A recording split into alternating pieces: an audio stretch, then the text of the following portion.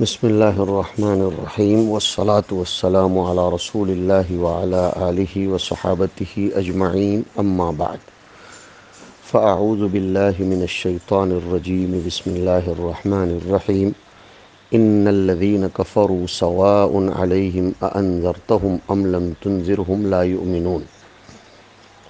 اس سے پہلے وعدہ ہوا تھا کہ کفر کی قسموں کا تذکرہ کیا جائے گا۔ کفر انکار شیء مما جاء به النبی صلی اللہ علیہ وسلم۔ ایمان کے لیے تمام اجزاء و ارکان کا ماننا ضروری ہے۔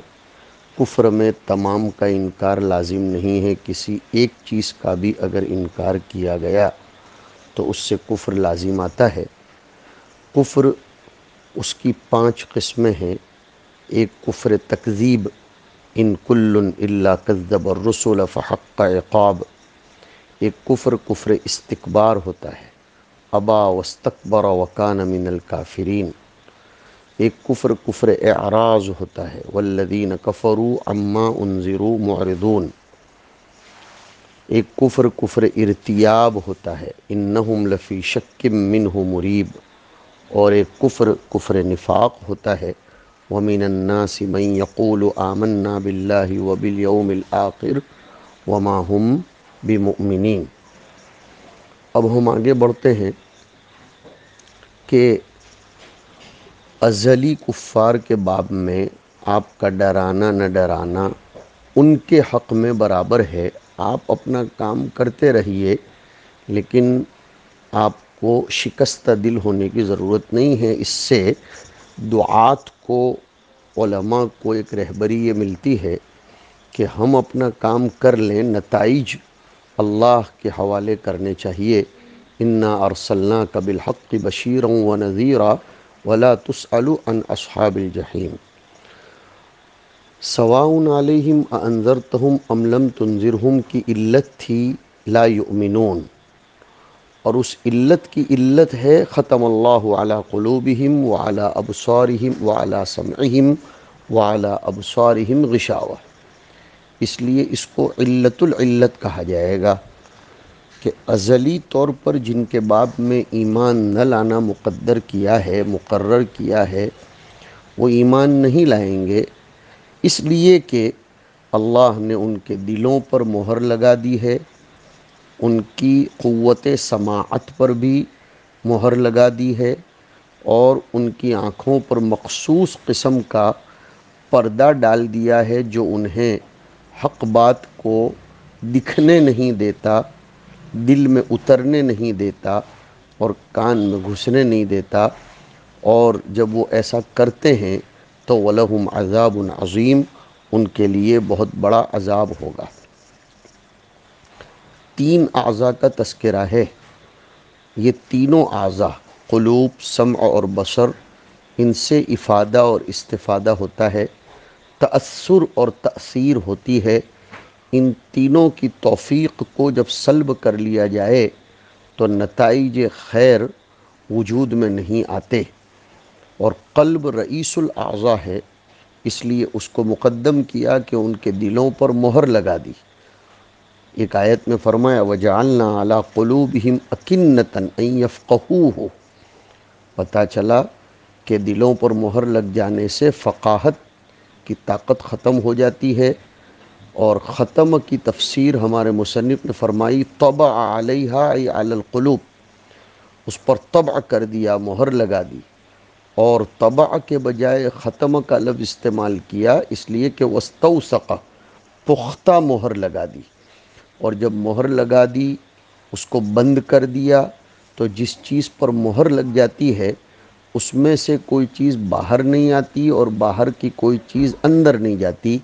اسی کی طرف اشارہ کر رہے ہیں اپنی عبارت میں کہ فلا يدخلها ای فلا يدخل قلوبهم خیر، ان کے قلوب میں کسی بھی قسم کی خیر نہیں جائے گی۔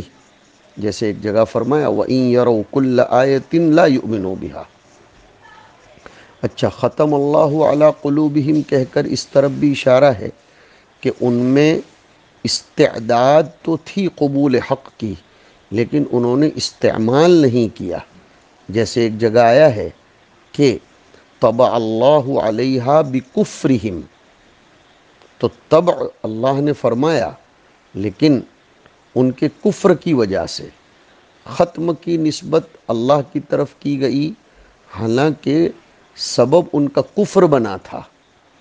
لیکن یہ ایسا ہے جیسے کوئی شخص کسی کو ہر مہینے وظیفہ دیتا ہو اور پھر اس کی ناقدری یا عہد شکنی یا قانون شکنی کی بنیاد پر اس کا وظیفہ حسم کر دے، منقطع کر دے، تو بظاہر نسبت اس بادشاہ کی طرف یا ذمہ دار کی طرف ہوتی ہے کہ اس نے اس کا وظیفہ بند کیا، لیکن یہ نہیں دیکھا جاتا کہ سبب خود اس کی قانون شکنی بنی ہے۔ اللہ رب العزت نے ان کے دلوں پر مہر لگا دی۔ اللہ بندے کو اختیار دیتا ہے، جب وہ اپنے اختیار کا سوء استعمال کرتا ہے تو پھر اس کے دل پر مہر لگا دی جاتی ہے۔ اور پھر دوسرا عضو ہے وَعَلَى سَمْعِهِمْ، ان کے کانوں پر۔ سمع اس کی تفسیر کر رہے ہیں مواضعہ ای مواضع السمع، ان کے سننے کے مواضع پر، سننے کی جگہ پر۔ یہ مواضع مقدر معنی ہے اس لیے کہ سمع یہ معانی میں سے ایک معنی ہے، جوہر کے قبیل کی چیز نہیں ہے بلکہ از قبیل معانی ہے۔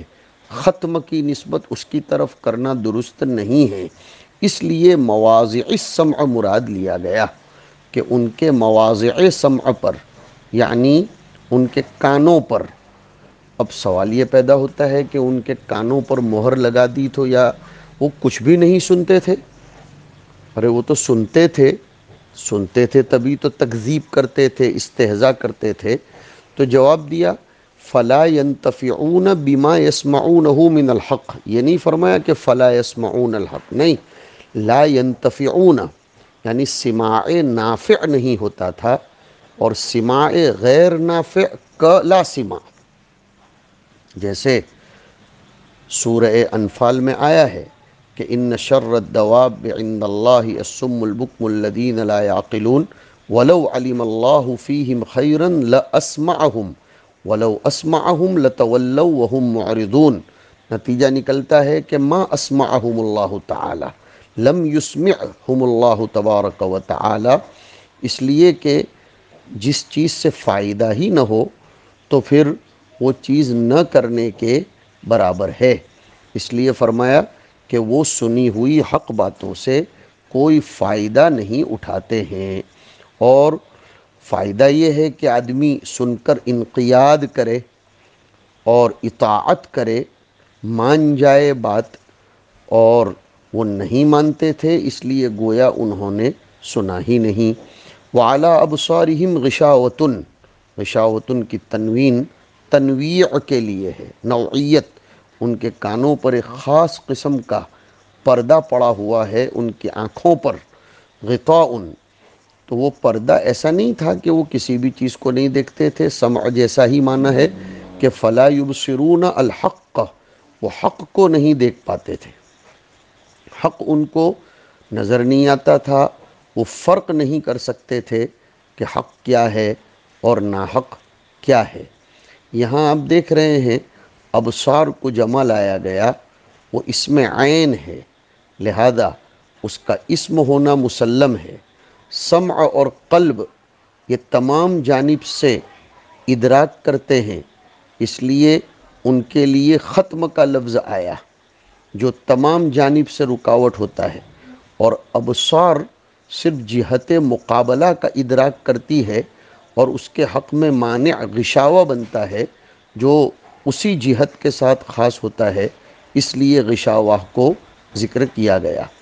بعض لوگوں نے یہ کہا ہے کہ غشاوہ کا تعلق سمع و بصر دونوں کے ساتھ ہے۔ بہرحال یہ ایک اختلافی مسئلہ ہے جو آن لائن دروس میں زیادہ تفصیل سے ذکر نہیں کیا جانا چاہیے، قلت وقت بھی ہے۔ اللہ رب العزت جب کسی کو ہدایت سے محروم کرنا چاہتے ہیں تو ان تین اعضاء کے اوپر وہ مہر لگا دیتے ہیں، ان تین اعضاء کو محروم کر دیتے ہیں۔ اسی لیے تو فرمایا وَلَقَدْ ذَرَأْنَا لِجَهَنَّمَ كَثِيرًا مِّنَ الْجِنِّ وَالْإِنسِ لَهُمْ قُلُوبٌ لَا يَفْقَهُونَ بِهَا وَلَهُمْ أَعْيُنٌ لَا يُبْصِرُونَ بِهَا وَلَهُمْ آذَانٌ لَا يَسْمَعُونَ بِهَا۔ پھر مرتب فرمایا کہ اولئک کالانعام بل ہم اضل اولئک هم الغافلون۔ اور یہ لوگ جب ہدایت سے محروم ہیں تو وَلَهُمْ عَذَابٌ عَظِيمٌ ختم علی سمعہ وقلبہ وجعل علی بصرہ غشاوہ۔ سمع میں بساطت ہے اور آنکھ کی نوعیت یہ ہے کہ اس میں مختلف رگیں ہیں، اس لیے بھی اس کو جمع لایا گیا، ان کے لیے بہت بڑا عذاب ہے۔ عظیم، عظیم کی تفسیر دونوں اعتبار سے کی، قوی کہہ کر کیفیت کی طرف اشارہ اور دائم کہہ کر کمیت کی طرف اشارہ ہے، اور ان کو اتنا بڑا عذاب اور دائمی عذاب اس لیے ہوگا کہ ان کی نیت دوام کی تھی کفر پر رہنے کی۔ عظیم، دائم، ان کی نیت یہ تھی کہ جب تک ہم مریں گے تب تک ہم کفر پر رہیں گے، اس لیے ان کے لیے ہمیشہ کا عذاب ہے۔ یہ مغالطہ نہیں ہونا چاہیے کہ جتنی مدت کفر کیا اتنی ہی مدت ان کو عذاب ہونا چاہیے۔ ان کی موت علی الکفر اس بات کو متحقق کرتی ہے کہ وہ اگر ابد الابد زندہ رہتے تو بھی وہ کفر ہی کفر کرتے۔ یہاں اللہ رب العزت سے ہمیں دعا کرنی چاہیے ان تینوں اعضاء کی سلامتی، ان میں قبول حق کے جذبات رہنے کی۔ دل پر زیادہ محنت کرنے کی ضرورت ہے، اس لیے کہ دل کی کئی ایک صفات ہیں۔ صرف اللہ قلوبہم میں صرف، قلوبہم منکرہ، قلب منکر بھی بنتا ہے۔ والموتى یبعثہم اللہ، قلب کو موت طاری ہوتی ہے۔ ختم اللہ علی قلوبہم، ختم کی صفت، اور طبع اللہ علیہا بکفرہم، طبع کی صفت۔ ثم قست قلوبکم، قساوت، بل ران علی قلوبہم، رین ہوتا ہے قلب پر۔ ومن یرید ان یضلہ، ضلال کی صفت۔ ولکن تعمی القلوب، قلب میں عمی ہوتا ہے۔ حمیت الجاہلیہ، جعل الذین کفروا فی قلوبہم الحمیۃ حمیت الجاہلیہ، قلب حمیت سے متصف ہوتا ہے۔ اور علی قلوب اقفالها، قفل ہوتا ہے اس پر۔ فی قلوبہم مرض، قلب بیمار ہوتا ہے۔ قلوبنا غلف، اس میں قلب کی صفت غلف بھی بیان کی گئی۔ قلب کو کہیں نفس سے تعبیر کیا ہے، وَنَفْسٍ وَمَا سَوَّاهَا، کہیں قلب سے إِنَّ فِي ذَلِكَ لَذِكْرَىٰ لِمَنْ كَانَ لَهُ قَلْبٌ، اور کہیں امر سے قُلِ الرُّوحُ مِنْ أَمْرِ رَبِّي۔ ایک چیز نقطۂ بلاغیہ کے طور پر یہ دیکھی جائے کہ قلب اور سمع کے لیے جملہ فعلیہ ہے کہ ختم اللہ علی قلوبہم وعلی سمعہم، اس لیے کہ وہ اثر علت ہیں اور اس میں تجدد ہے، برخلاف وعلی ابصارہم غشاوۃ میں مبتدا اور خبر میں تقدیم و تاخیر ہے، لیکن وہ جملہ اسمیہ ہے کہ وہ اصل علت ہے، اور علت کے لیے استقرار اور دوام ضروری ہے، اس لیے اس کو جملہ اسمیہ سے تعبیر کیا گیا ہے۔ ختم اللہ علی قلوبہم وعلی سمعہم، سمع کو بصر پر مقدم کیا، اور ان دونوں کو ایک ساتھ ویسے بھی ذکر کیا ہے۔ دائرہ بصر اوسع ہوتا ہے بنسبت دائرہ سمع کے۔ بصر حسین ہے، مظہر الحسن شیئان الفم والعینان، آنکھ صرف نور ہی سے متعلق ہے، یہ اس کے لیے وجہ شرافت ہے، اور بصر میں جمالیات و کمالیات اور عجائبات الہیہ زیادہ ہیں۔ موسیٰ علیہ السلام کو سماع تو کروایا مگر دیدار نہ کروایا، باوجود طلب کے، یہ بھی شرافت پر دلالت ہے۔ اور ہم ویسے بھی کہتے ہیں کہ لیس الخبر کالمعاینہ، لیس وراء العیان بیان۔ اور جو لوگ سمع کی تفضیل کے قائل ہیں وہ عجیب بات کرتے ہیں کہ سمع شرط نبوت ہے، بصر شرط نبوت نہیں، ورنہ شعیب و یعقوب تو نابینا تھے علیہم السلام۔ نیز سماع کا تعلق مغیبات سے ہے، اور انبیاء کا تعلق بھی مغیبات کی خبریں دینے سے ہے۔ کان سے تمام جہات معلوم ہوتی ہیں، لہذا کان کے ذریعے صیانت زیادہ ہوتی ہے۔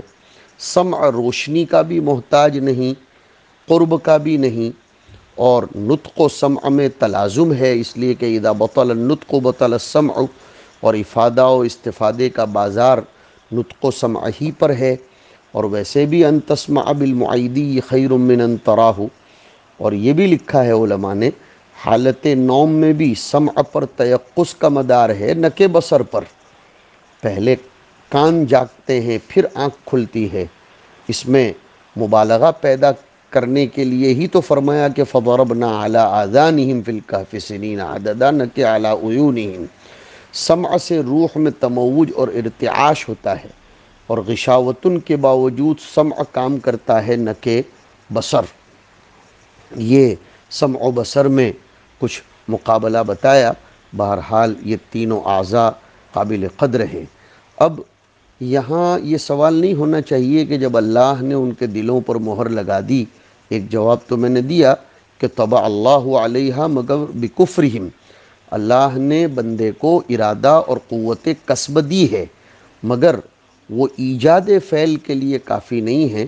اللہ نے معمول مقرر کیا ہے کہ بندے کے ارادہ فعل کے بعد خلق و ایجاد فرماتے ہیں، تو اب قصور تو بندے کا ہی ہوگا۔ فعل قبیح اس لیے قبیح ہے کہ اس میں مفاسد غالب ہیں، یعنی یہ سوال نہیں ہونا چاہیے کہ اللہ نے کفر پیدا کیوں کیا، جب پیدا کیا تو لوگوں نے اختیار کیا نا۔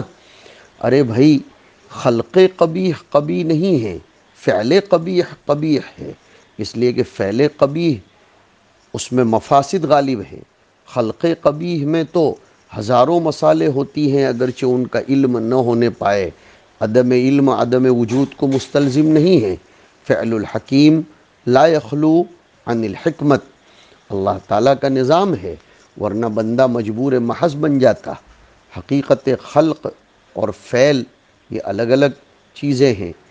پھر ایک سوال جو میں نے درمیان میں اشارہ کیا کہ ان لوگوں کو ہمیشہ کا عذاب کیوں ہوگا؟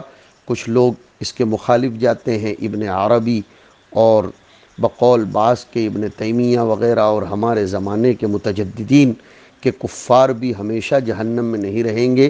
وہ سبقت رحمتی علی غضبی سے استدلال کرتے ہیں۔